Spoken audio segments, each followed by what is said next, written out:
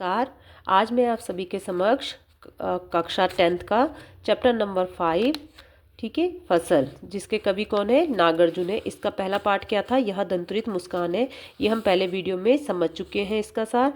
आज हम किसका सार समझेंगे? फसल का सार इस वीडियो में समझेंगे। इस चैनल को सब्सक्राइब कीजिए, कमेंट्स कीजिए, लाइक कीजिए और शेयर कीजिए ताकि आपको सार बाकी चैप्टरों के भी मिलते रहें। ठीक है, अब पढ़ते हैं सार। कवि ने फसल को प्रकृति और मनुष्य दोनों के पारस्परिक सहयोग का क्या बताया है? परिणाम बताया है। उन्होंने कहा एक के नहीं, दो के नहीं, ढेर सारी नदियों के पानी का जादू है। कवि ने क्या कहा कि फसल पैदा करने में केवल एक या दो नदियों का ही नहीं बल्कि क्या है, अनेक नदियों ने अपना जल देकर उसकी क्या की है? सिंचाई की है। ठीक है, एक के नहीं, दो के नहीं, लाख लाख कोटि कोटि हाथों के स्पर्श की गरिमा, एक की नहीं, दो की नहीं, हजार हजार खेतों की मिट्टी का गुणधर्म है। उन्होंने क्या कहा फिर? उसमें केवल एक दो मनुष्यों का ही नहीं अपितु लाखों करोड़ों मनुष्यों का परिश्रम मिलता है। कोटि कोटि का मतलब क्या है? लाखों करोड़ों, सॉरी, लाख का मतलब लाख और कोटि का अर्थ है करोड़ों। ठीक है, स्पर्श का अर्थ क्या है? छूना।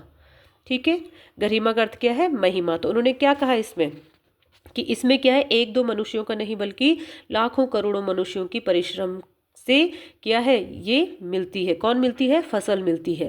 ठीक है, फिर उन्होंने कहा एक का नहीं, दो का नहीं, हजार हजार खेतों की मिट्टी का गुणधर्म है।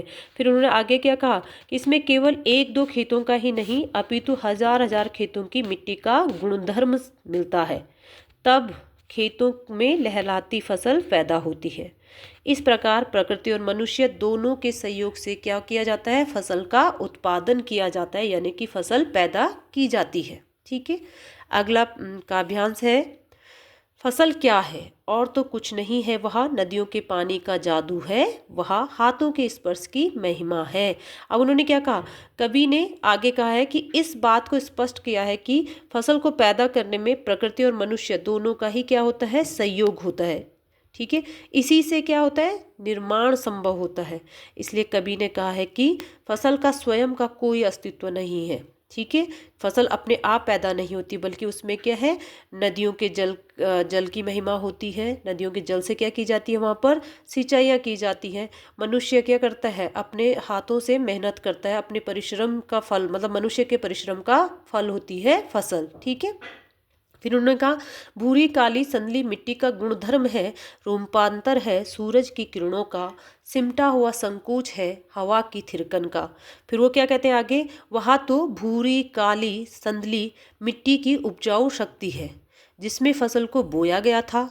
वहाँ तो सूरज की किरणों का बदला हुआ रूप है जिसके द्वारा फसल को रोशनी मिलती है। साथ ही इसमें हवा का भी समान सहयोग है। इस प्रकार इन सब के सहयोग से ही खेतों में लहलाती फसल खड़ी होती है। यानी कि जो हवा, सूरज की किरणें, मनुष्य की मेहनत, नदियों का जल, ये सब क्या करते हैं? सब मिल करके फसल को खड़ा करते हैं, यानी कि फसल का उत्पादन करते हैं। और फसल का उत्पादन तभी संभव है जब ये सारी चीज़ें मिल करके अपना अपना सहयोग देती हैं। धन्यवाद। अगर आप सभी को वीडियो पसंद आए तो लाइक कीजिए, सब्सक्राइब कीजिए, शेयर कीजिए और कमेंट्स कीजिए। ज़्यादा से ज़्यादा सब्सक्राइब करेंगे ताकि मेरा चैनल आगे बढ़े और मेरी वीडियो आप तक पहुंच सके। धन्यवाद।